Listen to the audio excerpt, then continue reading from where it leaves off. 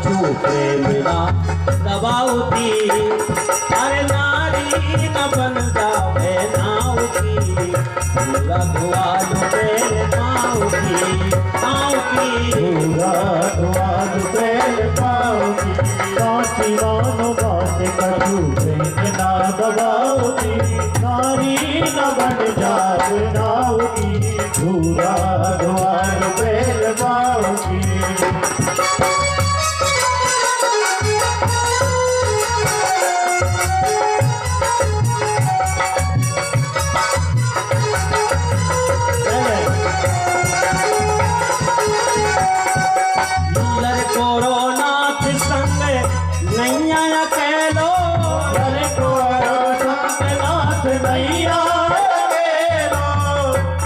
लड़कोरो मतलब बुंदेलखंडी भाषा में हमारे अकेले नहीं है, छोटे छोटे बाल बच्चे भी थे।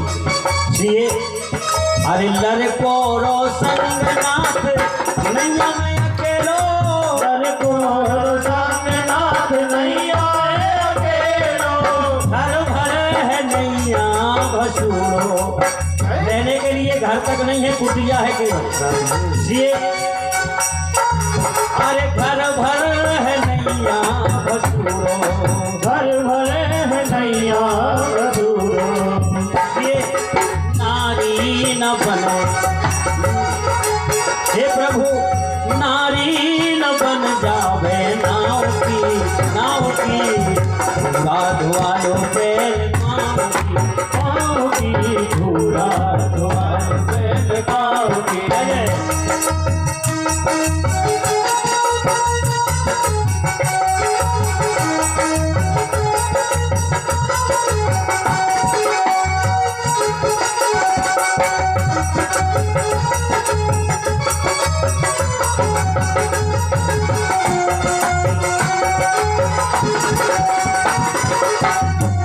अरे साची मानो बात कछु प्रेम ना दबाउती।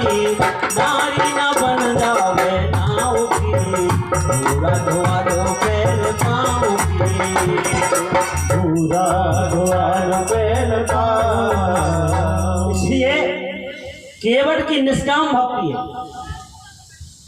यदि हम और आप होते तो लंबी लिस्ट पकड़ा देते, लेकिन केवट ने कहा सुनो, इसकी जरूरत नहीं है।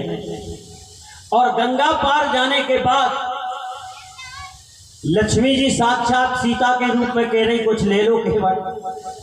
लक्ष्मण जी कह रहे कुछ ले लो, तो राम जी स्वयं कह रहे बोले बहुत कीन सिया लखन सिया, बहुत कीन प्रभु लखन सिया। तीन ही कह रहे, लेकिन नहीं कछु के बटले। अच्छा, जब कुछ नहीं लेता भक्त तो भगवान क्या देते हैं? वो चीज देते हैं जो बहुत देर में मिलती है। एक भक्त पहुंचा भगवान के पास, बोले आपके पास क्या है? भगवान ने कहा हमारे पास दो चीजें हैं। बोले कौन कौन सी? बोले एक भक्ति और एक माया है। तो बोले दोनों की विशेषता बताओ, भक्ति में क्या है और माया में क्या है? बोले भक्ति माया ऐसी है, यदि माया ले जाओगे तो इसके वशीभूत होकर के तुम नाचोगे जिंदगी भर, और यदि भक्ति ले जाओगे तो भक्ति के वशीभूत होकर के हम नाचेंगे। इसलिए नचायो मोहे नाना भांत, भक्तों ने मोहे नाना भांत।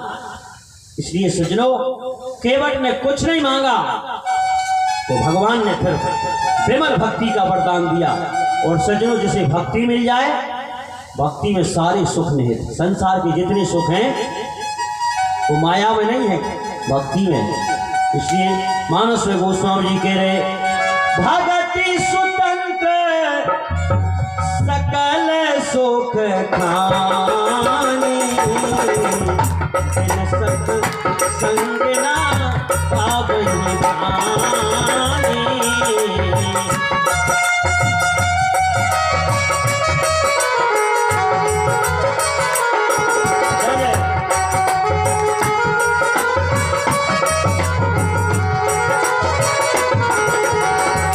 भगति सुतंत्र सकल सुख खानी। भगति सदन सकल सुख खानी। बिन सत्संग ना पावहि प्राणी। बिन सत्संग ना पावहि प्राणी। इसलिए सज्जनों, भक्ति में साफ सुख है। और भक्ति के परम आचार्य कौन है? जो मंदिर में बैठे, जो पुराण के रूप में विराजमान, ये भक्ति के परम आचार्य। इनकी भोले बाबा की कृपा के बिना हमें भक्ति प्राप्त हो ही नहीं सकती। जय पर कृपा न करही पुरारी, सो न पाओ मुनि भगति हमारी। इसलिए तो राम जी ने कहा कि हे भोले बाबा, क्या चाहते हो? भोले बाबा ने कहा एक ही चीज चाहते हैं। बोले क्या? बोले बार बार बर मांगू हरस देव श्री रंग, और पद सरोज अन पाइनी, भगति सदा सतसंग। तो राम जी ने कहा आज से तुम भक्ति के आचार्य। इसलिए दुनिया के लिए यही बांट रहे हैं, सुख चाहिए तो इनके पास आओ। इसलिए 3 लोग बस्ती में बसा के आप बसे बिहार में। ऐसे भगवान भोलेनाथ सज्जनों साधारण नहीं है। रावण के पास सब कुछ था, सोने की लंका थी। दुर्योधन के पास 64 कोष का एक विस्तार राज्य था। विचार करो, एक क्षत्र राज। लेकिन दुर्योधन ने रावण में अपने जीवन में भक्ति नहीं उतार पाई। इसलिए सोने की लंका भी रावण के पास नहीं बची, और दुर्योधन के पास भी हस्तिनापुर का राज बताओ मिला क्या उसे। इसलिए कुछ ना मिले हमारे जीवन में, यदि भक्ति उतर गई तो सब हमसे बड़ा फिर कोई मालदार नहीं है। भक्ति में सारे सुख है। इसलिए बुद्धि बड़ी चतुराई बड़ी, बोले बुद्धि बड़ी चतुराई बड़ी, और सुंदरता जग में प्रगति। मान बड़ो धन धाम बड़ो, यस कीरत हूँ जग में प्रगति। झूमत द्वार गजेंद्र हजार, पर इंद्र से कछु नाही घटी। आपका वैभव देवराज इंद्र जैसा हो जाए, आपको सुख सुविधा देवराज इंद्र जैसी हो जाए। देवताओं के राजा इंद्र है, इतनी सुविधा आपके घर में हो। लेकिन गोस्वामी तो कहते हैं तुलसी जगदीश की है भगति बिना, जैसे सुंदर नारी की नाक कटी। स्त्री का सर्वांग सुंदर हो, ऊपर से नीचे तक आभूषणों से लाद दी जाए, लेकिन अच्छा ईमानदारी से बताओ उसकी नाक काट ली जाए तो कैसी लगेगी? इसी प्रकार आपका वैभव दुनिया में देवराज इंद्र जैसा हो जाए, लेकिन आपके जीवन में यदि भक्ति नहीं उतरी तो ऐसे ही समझो जैसे कटी नाक की स्त्री शोभाहीन, इसी प्रकार आप भी शोभाहीन। इसलिए भक्ति बहुत जरूरी है। इसलिए रावण के हो, कंस के सामने भगवान तो है, लेकिन भक्ति नहीं आ पाई, इसलिए दुर्गति हुई। इसलिए सज्जनों आप विचार करना, हमारे जीवन में सब कुछ चला जाए लेकिन भक्ति जीवन में उतर जाए तो आप बराबर माला बाल कोई नहीं। मीराबाई स्वयं कह रही है, इतना बड़ा साम्राज्य छोड़ने के बाद मीरा जी से राणा जी ने कहा तुझे शर्म नहीं आती, इतना बड़ा विशाल साम्राज्य छोड़ करके चित्तौड़गढ़ का राज और तुम वृंदावन जा रही है। मीरा ने कहा एक बात बताएं, जिसे हीरा हाथ नहीं लगा वो डायमंड का जो है शौकीन होता है, और जिसको एक बार हीरा हाथ लग जाए सोना उसे फीका लगता है। भाई कोई छोटी वस्तु से यदि बड़ी वस्तु हाथ लग जाए, केवट ने क्यों नहीं स्वीकार किया? सबसे पहले भगवान ने क्या दिखाई? माया। बोले सिय ही की पिया जान नहारी, मन मुदरी मन मुदत उतारी। लेकिन बताओ, केवट चरण कहे अकुलाई, हे प्रभु ये माया में मत फंसाओ, हमें नहीं चाहिए, हम जानते हैं ये माया है। और एक बार जो फंस जाए फिर इससे उबलना मुश्किल है। इसलिए सज्जनों, ऐसे चतुर थे केवट। इसी प्रकार आज मीराबाई ने बताया कि हे राणा, जिसे बड़ी वस्तु हाथ लग जाए छोटी अपने आप फीकी लगती है। सोना कब तक पसंद होता है?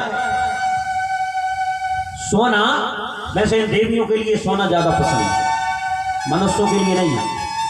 इन देवियों के लिए तो सोना ऐसे समझो, अगर कहीं इनकी नजर सोने पर ज्यादा रहती है, अगर कहीं 1 क्विंटल के सोने के आभूषण बना दो तो भला ही चाहे मर जाए, मानो एक मिनट तो कोशिश करने को प्यारा ही है, उसके वजन में चाहे भला ही जान निकल जाए।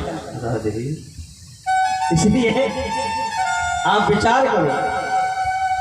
इसलिए तो आप उदाहरण बताएं, रामचरितमानस में सीता जी की नजर बताओ कहाँ गई? सबसे पहले सोने के व्रत पर गई।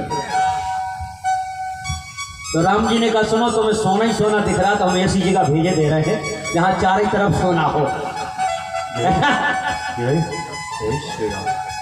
बताओ यार, सोने का अमृत होता है कहीं? लेकिन सीता जी की नजर कहाँ गई? सोने पे। इसलिए उदाहरण है।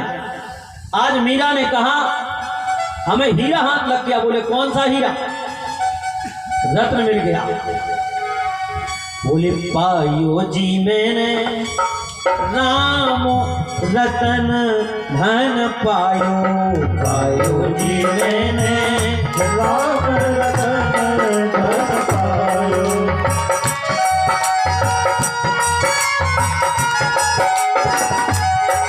पायो जी मैंने राम रतन धन पायो, पायो जी मैंने मीठी मीठी राम रतन धन पायो। पायो जी मैंने राम रतन धन पायो, पायो जी मैंने राम रतन धन पायो। वस्तु अमोलक दी मेरे सदगुरु, वस्तु अमोलक दी मेरे सद्गुरु।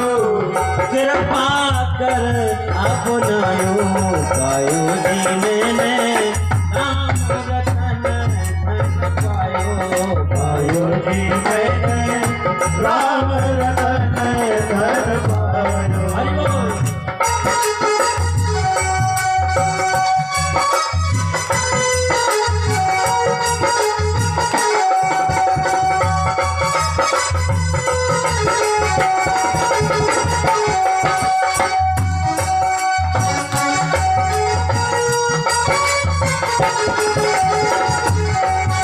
पायो जी मैंने राम रतन धन पायो, पायो जी मैंने राम रतन धन पायो।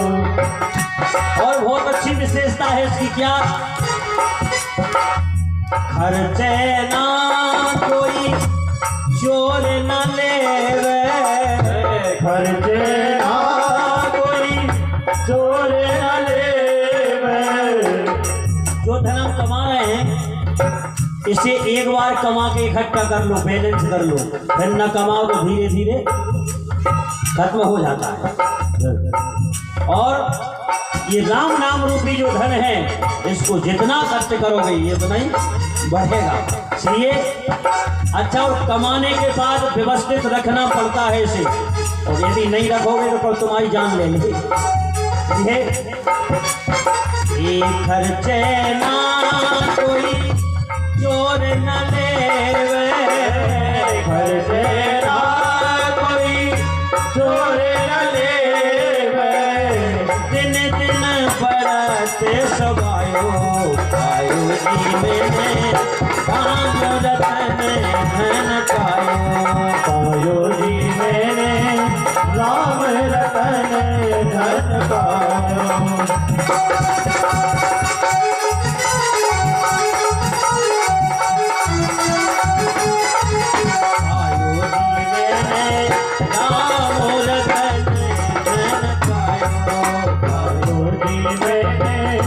राम रतन धन पायो। ये भक्ति यदि हमें प्राप्त हो जाए तो निश्चित है हमसे बराबर कोई धनी दुनिया में नहीं। इसलिए भक्ति भी कैसी होना चाहिए, केवट की तरह निष्काम भक्ति। और आदि मानव है मनु जी महाराज इस धरती के। इनके सामने सज्जनों जब भगवान प्रकट हुए तो इन्होंने बताया कि कैसे मांगना चाहिए और क्या मांगना चाहिए। भगवान से कहा, भगवान ने कहा मांगो, आकाशवाणी हुई मांगो क्या चाहिए। मनु जी ने कहा हे प्रभु देना चाहते हो तो ये कई चीज दे दो। बोले क्या? बोले दान शिरोमणि कृपा निधि नाथ कहो सतभाव और चाहो तुम्हें समान सुत प्रभूषण कवन दुराव। अच्छा, मनु जी महाराज जब राजपाट छोड़ के आए तो किसी ने कहा हो सकता है एक चक्रवर्ती सम्राट धरती का, पैसा की तो कोई कमी है ही नहीं। तो किसी ने पूछा मनु जी आप तो बहुत सुखी हो। मनु जी ने कहा हमरे बराबर कोई दुखी नहीं है। अच्छा, क्यों नहीं है? दुख के कारण है, 4-5 कारण है सज्जनों। जैसे बेटा नहीं है, क्योंकि गृहस्थ जीवन अपनाया है तो एक बेटे की भी जरूरत है। यदि बेटा नहीं है तो भी दुख का कारण। तो इनके पास एक बेटा नहीं 2-2 बेटा है। आगे आप चर्चा सुनेंगे इस पुराण में, तो आप विचार करें एक नहीं 2-2 बेटा, उत्तानपाद और प्रियव्रत। और ऐसे नहीं आज्ञाकारी, तो बेटे भी 2-2। किसी ने कहा हो सकता बेटी ना हो। भाई बेटी भी बहुत जरूरी, जितना बेटा जरूरी है उससे ज्यादा बेटी भी जरूरी है। इसलिए बेटियां भी 1-2 नहीं 3-3 बेटे, देवहूति, आपूति और प्रसूति।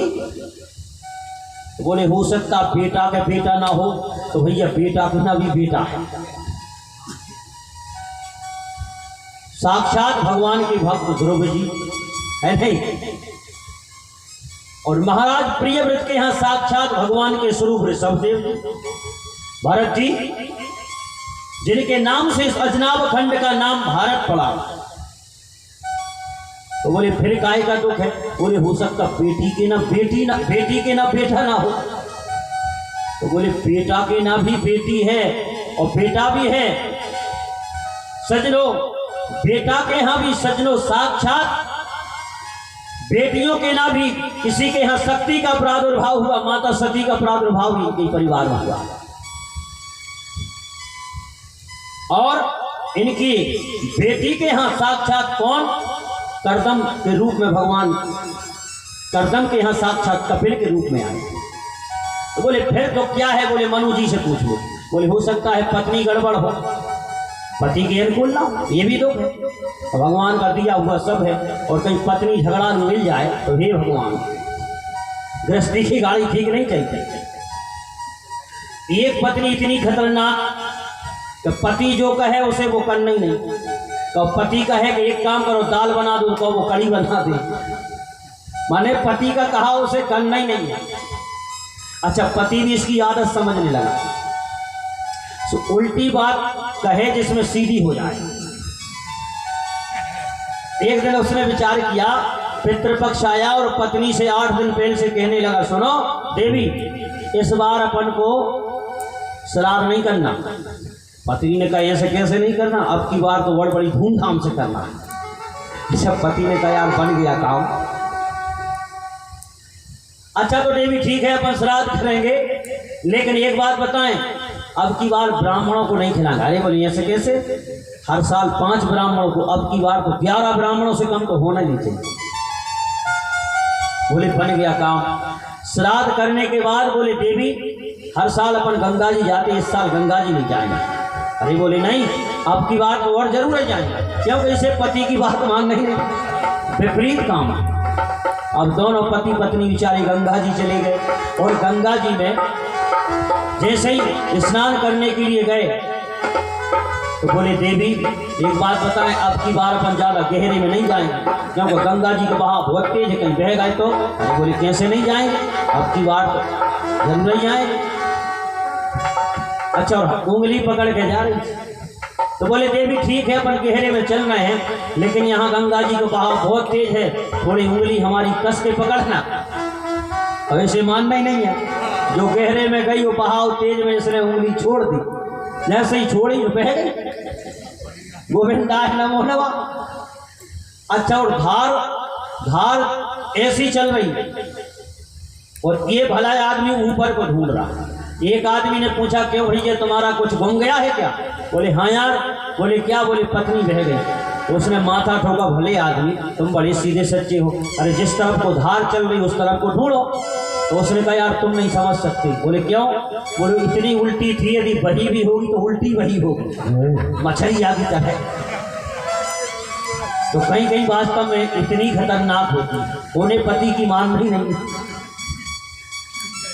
लेकिन हम यहाँ की बात नहीं कर रहे, यहाँ तो सब गीता गायत्री सीता सावित्री मदालसा की बंधु गामी। बोलिए सच्चिदानंद भगवान की जय। इसलिए सज्जनों, मनु जी से किसी ने कहा कि पत्नी, बोले पत्नी की तो कुछ मत पूछो। गोस्वामी तुलसीदास जी कहते हैं जिनका नाम है सतरूपा, आजहू गाओ जिन श्रुति की लीका। आज भी वेद शास्त्र जिनकी महिमा को गायन करते हैं। बोले फिर जो काय का है, तो बोले मनु जी से पूछो। तो मनु जी से पूछा गया तो मनु जी ने कहा एक ही दुख है। बोले हो ये न विषय विराग और भवन बसत भा चौथपन। बोले हृदय बहुत दुख लाग, जन्म गयो हरि भगति बिना। भगवान की भक्ति के बिना, भजन के बिना ये हमारा पूरा जन्म निकल गया। इसलिए परवश राज सुतई नृप दीना और नारी समेत गवन वन हीना। जबरदस्ती उत्तान पात को राजगद्दी दी और पति पत्नी भजन करने के लिए जा रहे हैं जंगल में। तो सज्जनों आप विचार करना, मनु जी ने कहा आकाशवाणी के द्वारा कि प्रभु तपस्या करने के बाद प्रकट हुए, तो बोले क्या चाहते हो? तो अब विचार करो मनु जी ने क्या मांगा, वो हमें मांगना चाहिए। मनु जी कह रहे प्रभु पूछे मुझसे, अरे मैं क्या चाहता हूँ, मैं तुझसे तुझे मांगना चाहता हूँ। पूछे मुझे चाहता हूँ, मैं तुझसे तुझे मांगना चाहता हूँ। प्रभु पूछे मुझे से मैं क्या चाहता हूँ, मैं तुझसे तुझे मांगना चाहता हूँ।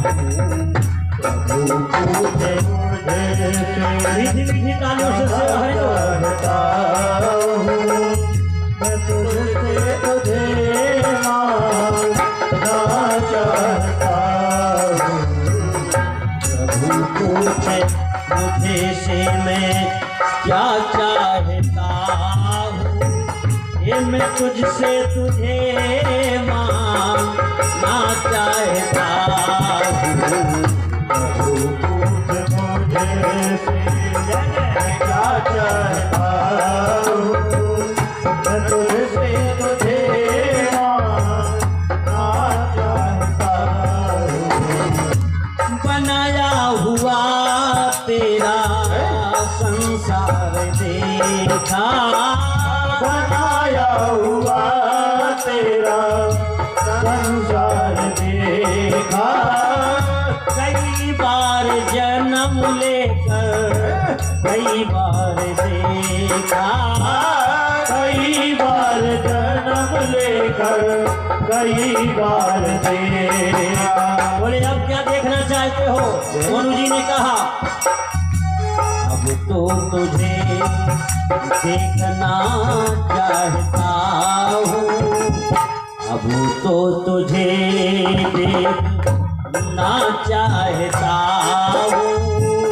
प्रभु पूछे मुझे से मैं क्या चाहता हूँ, प्रभु पूछे मुझे से मैं क्या चाहता हूँ, तुझसे तुझे मांगना चाहता हूँ। पूछे मुझे से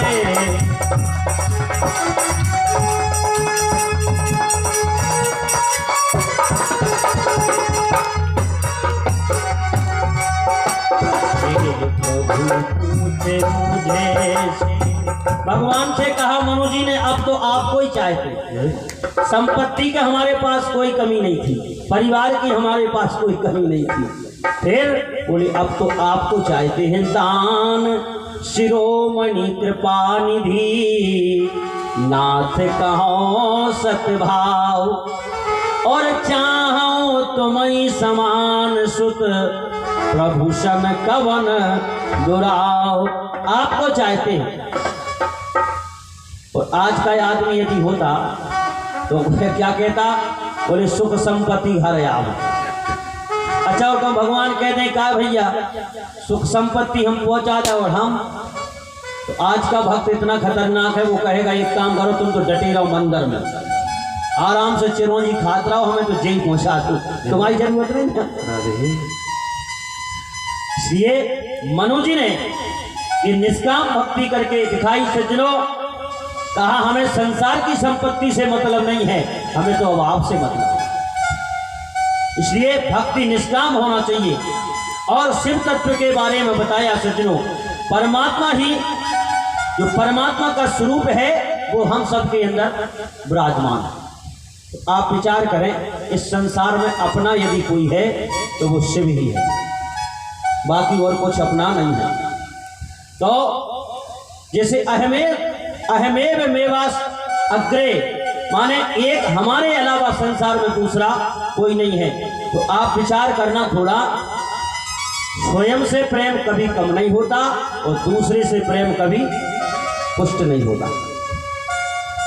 तो हमारा जो अपना है वो शिव है, तो बाकी संसार में हम जो प्रेम कर रहे हैं, चाहे संपत्ति हो, चाहे पत्नी हो, चाहे पुत्र हो, ये सब स्वार्थपरायण प्रेम है। उदाहरण से समझो, ये प्रेम हमारा कब तक रहता है? एक कुत्ता एक आदमी के पीछे पीछे चला जा रहा है और उस आदमी के हाथ में रोटी का टुकड़ा है, और वो कुत्ता जब तक वो रोटी का टुकड़ा देख रहा है तब तक पीछे लगा है और पूंछ हिला रहा है, प्रेम कर रहा है। और धीरे धीरे उसने खिलाना प्रारंभ किया, रोटी का टुकड़ा समाप्त, कुत्ते ने भी मुंह फेर लिया, उसका प्रेम गया। क्योंकि उसका प्रेम कब तक था? तब तक उसके हाथ में रोटी का टुकड़ा था। अरे वो आदमी से प्रेम नहीं कर रहा और रोटी के टुकड़े से प्रेम कर रहा, क्योंकि रोटी का टुकड़ा उसके हाथ में है। इसी प्रकार सज्जनों, यदि शाश्वत प्रेम यदि हमारा होगा तो वो स्वयं से होगा, और स्वयं कौन है? शिव ही हमारा है, बाकी सब पराया है। इसलिए भगवान शंकर पार्वती जी से कह रहे मानस में, उमा कहूं मैं अनुभव अपना, और सतहरि भजन जगत सब सपना। लेकिन किसी ने कहा हमें तो ये जगत अपना लग रहा है, तुम कह रहे सपना। तो ये उसकी माया है। आपने देखा होगा जब हम सो जाते हो, कभी कभी जब सपना आता है तो सपने में एक शरीर के दो शरीर हो जाते हैं कि नहीं? अच्छा, जो असली स्वरूप है, असली शरीर है हमारा, वो पलंग पे पड़ा है, उसमें कोई क्रिया नहीं हो रही, और जो सपने का शरीर है वो गुलाब जामुन खा रहा है और स्वाद भी जो का त्योहार आ रहा कि नहीं। और जो असली हमारा शरीर है उसमें कोई प्रतिक्रिया नहीं है, वो पड़ा है बेचारा। इसी प्रकार सपने के कारण हमें असली नकली लग रहा है और नकली असली लग रहा है। इसी प्रकार इसकी माया के कारण ये संसार जो है एकदम मिथ्या है, नकली है, लेकिन हमें इसकी माया के कारण सज्जनों असली लग रहा है। और माया का काम ये है असली को नकली बताना और नकली को असली बताना। इस सारी सृष्टि में क्या है, परमात्मामय है, लेकिन हमें माया के कारण सज्जनों वो दिखाई नहीं दे रहा। जो शाश्वत सत्य है वो उसको छिपा लिया और नकली संसार वो हमारे आंखों के सामने लाके खड़ा कर दिया। ये इसकी माया है। इसलिए गोस्वामी जी कह रहे सो माया बस। ये जीवात्मा माया पे वशीभूत होकर के और भटक रहा है। बोले सो माया बस अरे फिरे हूँ भुलाना, ताते प्रभु में नहीं पहचान। ये सो माया बस फिरे वो गुसाई और बदो कीर मरकट की नाई। जबकि माया क्या है, माया जड़ है। शिव पुराणकार कहते हैं शिव तत्व का वर्णन करते हुए ये माया जो है जड़ है। अच्छा, जड़ चीज हमें बांध नहीं सकती, बता बांध सकती है, लेकिन हम ही बंधे हैं जबरदस्ती। क्यों? उदाहरण से समझो, जैसे एक संत जी निकल रहे थे तो एक आदमी के पास 10 घोड़ा थे। अच्छा, एक घोड़ा का जो रस्सी थी, एक घोड़ा की रस्सी वो अचानक गायब हो गई, तो 9 घोड़ा तो उसने बांध दिए, लेकिन 10वां घोड़ा नहीं बंध रहा। क्या किया जाएगा, वो तो चंचल है। तो संत जी ने कहा उपाय हम बता रहे, तुम तो अभिनय कर दो, जैसा तुम रोज बांधते हो वैसा उसको गले से ऐसा कर दो, वो बंध जाएगा। अच्छा, वो वास्तव में उसने लिया और थान पर करके उसने ऐसे ही अभिनय कर दिया जैसे वो बांधता था। घोड़ा खड़ा रहा रात भर। सवेरे जब हुआ तो 9 घोड़ों का उसने बंधन से मुक्त कर दिया, लेकिन उसने कहा ये 10वां जब बंधा ही नहीं है, वो तो बंधा ही नहीं है, तो इसे क्या बंधन से मुक्त करना। 9 घोड़ा को आगे बढ़ गया, लेकिन जब उसको वो आगे बढ़ाने लगा तो घोड़ा आगे नहीं बढ़ रहा। क्यों? उसको तो पता है कि हम बंधे, जबकि बंधन से मुक्त है वो, इसलिए वो बंधन से मुक्त है, फिर भी वो अपने आप में नहीं समझ रहा कि हम बंधे। संत जी के पास गया, बोले एक समस्या आ गई। बोले क्या? घोड़ा नहीं बढ़ रहा। बोले तुमने बंधन से मुक्त नहीं किया। बोले संत जी जब उसे बांधा ही नहीं है तो मुक्ति का क्या फायदा। तो बोले नहीं, यही तो गलत है। जब तक तुम ज्यों का त्यों अभिनय नहीं करोगे तब तक वो बंधन से मुक्त नहीं होगा। संत जी के कहने पर सजनों आया और घोड़े को ज्यों का त्यों जैसे खोलते समय अभिनय करता है वही अभिनय किया, घोड़ा अपने आप बढ़ गया। इसी प्रकार सजनों ये माया भगवान की, और इसके कारण जो जीवात्मा है वो बंधन से मुक्त है, लेकिन फिर भी घोड़े की तरह कि उसकी माया के कारण हम बंधन महसूस करते हैं। इसलिए असली को नकली और नकली को असली बताना ही उसकी माया का काम। इसलिए शास्त्र कहते हैं माया अरे महाठगनी हम जानी, अरे माया महाठगनी हम जानी, माया महाठगनी हम जानी, माया महाठगनी हम जानी, माया महाठगनी हम जानी। निर्गुण फांस लिए कर डोले, निर्गुण फांस लिए कर डोले, बोले मधुरी बानी, महठगनी माया महाठगनी जय जय।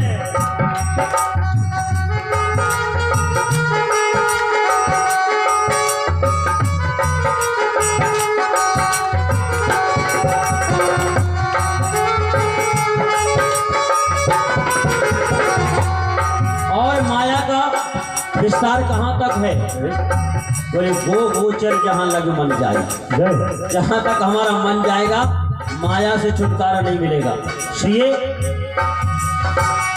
केशव के कमला बन बैठी शिव के भवन भवानी, शिव के भवन भवानी और कंडा के मूर्ति बन बैठी तीरथ में भई पानी, माया महाठगनी हम जानी। माया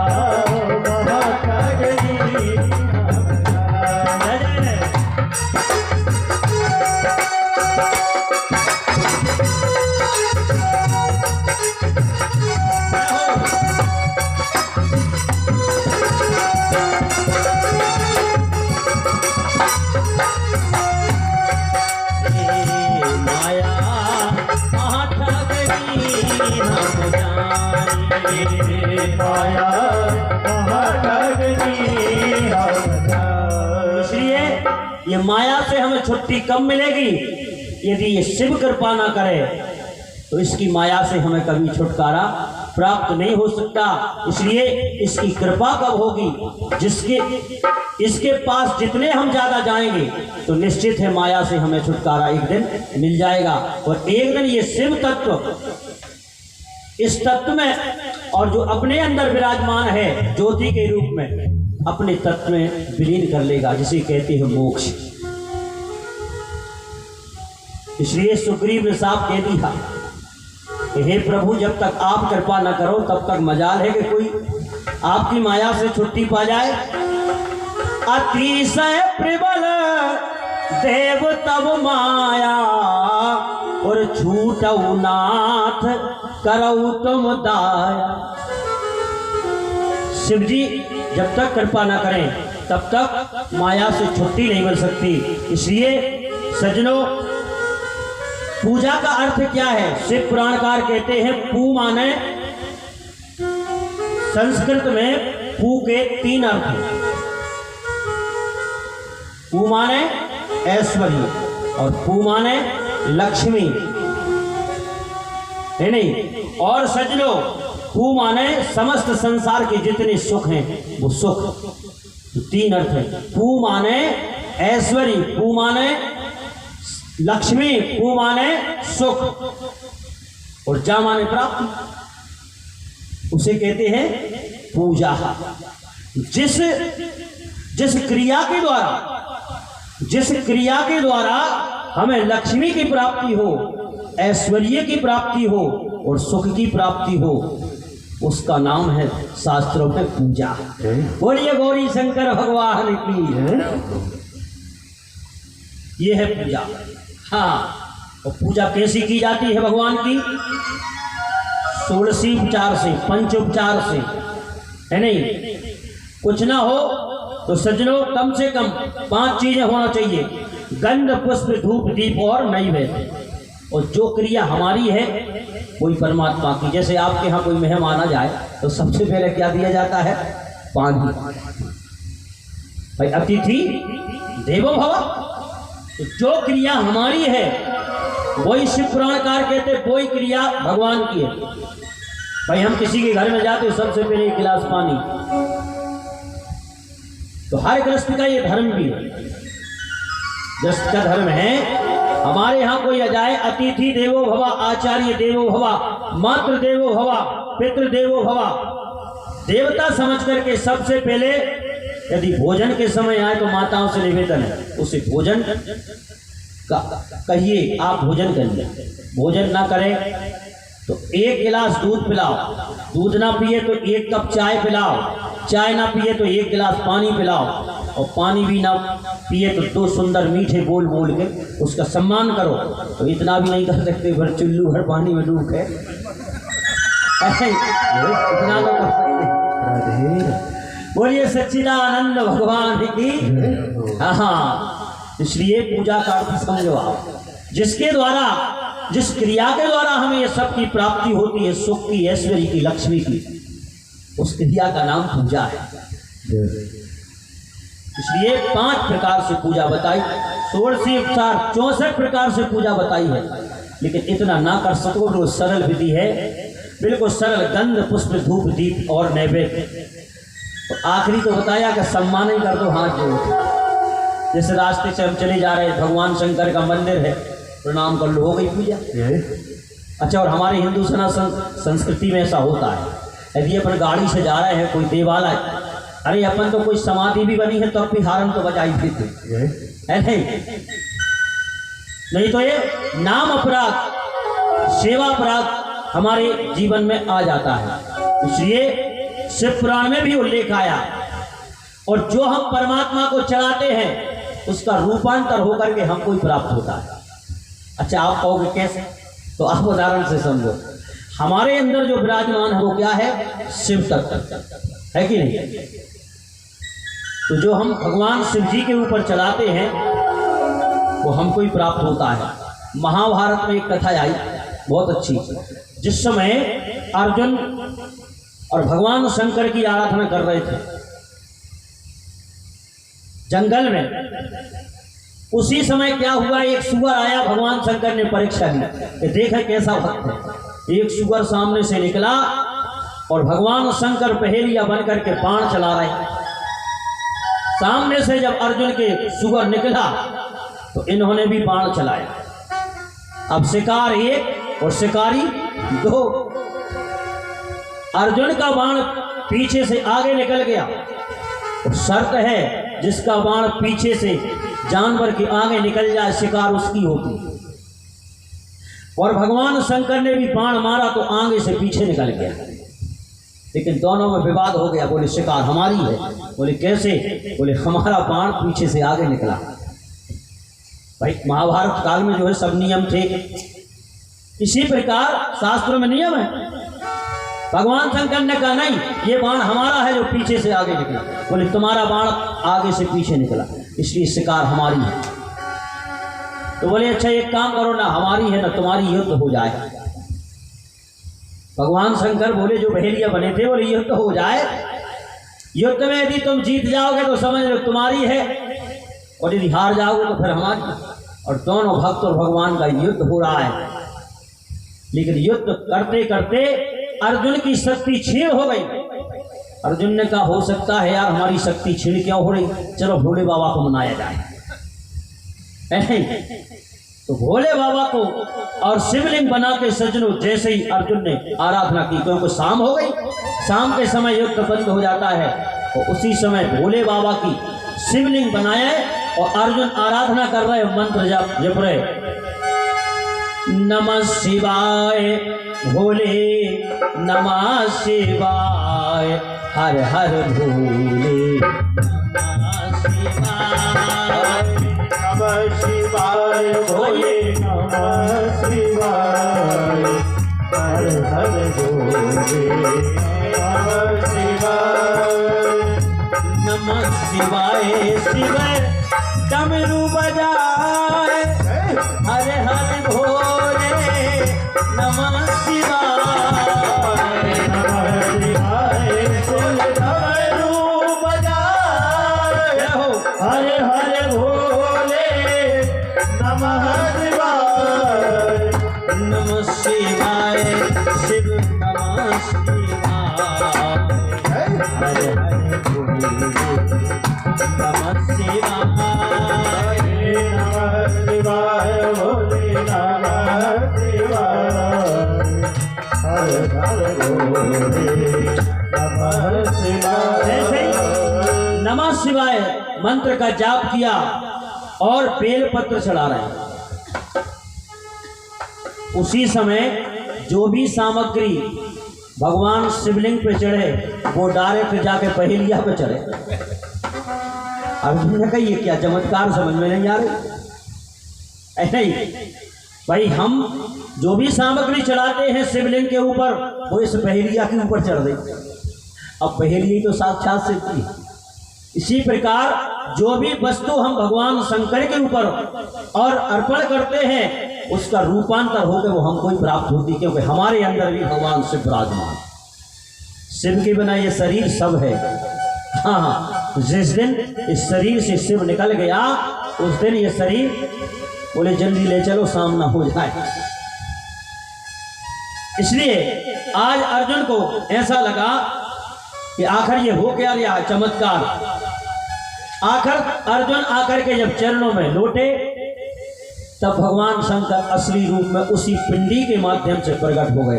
बोलिए गौरी शंकर भगवान की जय हो। बोले ये परीक्षा ले रहे थे। इसलिए सज्जनों, लेकिन वस्तु वो चलाना चाहिए जो हमको भाए। वरना आजकल ऐसा हो रहा है दुकानदार भी बड़े गजब के, पहले ही पूछ ले काय लेवे देवे चाहने हैं कि पूजा चाहने।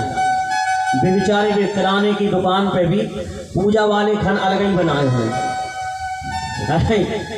सबसे डुप्लीकेट चीज वो भगवान के लाए ऐसे किराने वाले। लेकिन क्या लिखा है, अच्छा जो वस्तु हमें अच्छी लगे वही तो सामने वाले को अच्छी लगे। अब जो चीज हमें पसंद नहीं है वो भगवान को अर्पण कर रहे, सिद्धि प्राप्त नहीं होगी। एक आदमी गया हनुमान जी के मंदिर में और एक पिलपिला अमरूद चढ़ा के आ गया।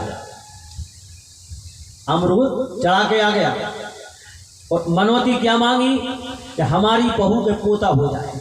अच्छा, कालांतर में भगवान की कृपा से 9 महीने के बाद हनुमान जी ने सुन ली और इसकी बहू के पोता हो गया। लेकिन जैसे ही पोता हुआ तो उसका सर जो है पिलपिला था। हनुमान जी को पास काट करने पहुंच गया। बोले आपने पोता तो दिया लेकिन सर जो है उसका पिलपिला है।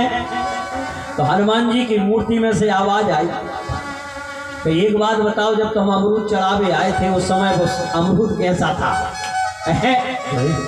भाई जो जिस भाव से परमात्मा को भजता है भगवान भी उसी रूप में उसे प्राप्त होते हैं। इसलिए तुम्हारा अमरूद भी पिलपिला था, इसलिए उसकी खोपड़ी भी पिलपिली है। इसलिए जो उस सांवरे को सदा ढूंढता है, अरे उसे एक दिन सांवरा ढूंढता है। उस सांवरे को सदा ढूंढता है, उसे एक दिन सांवरा ढूंढता है। जो उस सांवरे को सदा ढूंढता है, उसे एक दिन सांवरा ढूंढता है। उस सांवरे को सदा ढूंढता है, उसे एक दिन सांवरा ढूंढता है। जाती रही भावना जैसी, प्रभु मूरत देखी जन तैसी। इसलिए जो जिस भाव से परमात्मा को भजता है उसी भाव से भगवान भी प्राप्त हो जाता है। आपने देखा होगा जिसको आप इष्ट बना के, चाहे गुरु बना के, और गुरु तो साक्षात परमात्मा का ही रूप है, जो जिसका भजन करता है उसके गुण उसके शरीर में और रोम रोम में, उसकी रगों में, खून में मिश्रित हो जाते हैं और उसका स्वरूप बिल्कुल उसी जैसा होता है। आप उदाहरण से समझो, जैसे रामचरितमानस में निषाद राज ने लक्ष्मण जी को गुरु माना, क्योंकि राम जी जब पहुंचे निषाद राज के यहाँ सिंहबीरपुर में तो उस समय में पहरा दे रहे थे लक्ष्मण जी और बगल में था निषाद राज। निषाद राज के लिए बड़ी सुंदर शिक्षा दी, यहाँ पर लिखा है लक्ष्मण गीता मानस में, लक्ष्मण गीता के नाम से। और निषाद राज को क्या ज्ञानमय उपदेश दिया। जैसे ही निषाद ने कहा कि सुनो, आज हमें पता चला, एक बात विचार करिए, धन्य है वो कैकई जो मखमल के गद्दों पे सोने वाले राम जी को और कैकई ने वनवास दे दिया। और कैकई को जब बुरा भला कहा तो लक्ष्मण जी ने बड़ा ज्ञानमयी उपदेश दिया। बोले सुनो, सावधानी से सुनो। बोले तुम्हें पता है, अरे इनके लिए महलों में भी इतनी अच्छी नींद नहीं आती थी जितनी अच्छी घास फूस के और बिस्तर पे आ रही है। तो ये साधारण नहीं है, ये कौन है? लक्ष्मण जी ने निषाद से कहा। निषाद ने कहा आप बताओ। और राम जी के स्वरूप का ज्ञान कराया सज्जनों निषाद को। बोले राम ब्रह्म, राम साक्षात ब्रह्म है, परमारथ रूपा और अभिगत अलख अनादि अनूपा। जैसे ही ज्ञान कराया, काहू न को सुख दुख कर दाता, निज कृत कर्म भोग सब भराता। आप मानस पढ़ के देख लेना, बड़ी सुंदर उपदेश दिया है। लेकिन उसके बाद जब भरत भैया पहुंचे, क्योंकि लक्ष्मण जी को गुरु बनाया है कौन ने? निषाद ने। लक्ष्मण जी कौन के गुरु हैं? निषाद के। इसलिए आज भरत जी को निषाद निषाद नहीं लग रहे। पढ़ो मानस, लिखा है। जैसे ही निषाद को भरत भैया ने देखा तो क्या लगे? बोले करते दंडवत देखतई भरत लीन और लाए। बोले मनहु लखन सन भेंट भई, प्रेम न हृदय समाए। इसलिए देखो, कथा सिद्धांतिक भी होना चाहिए और सार गर्भित भी होना चाहिए, उसका नाम कथा है।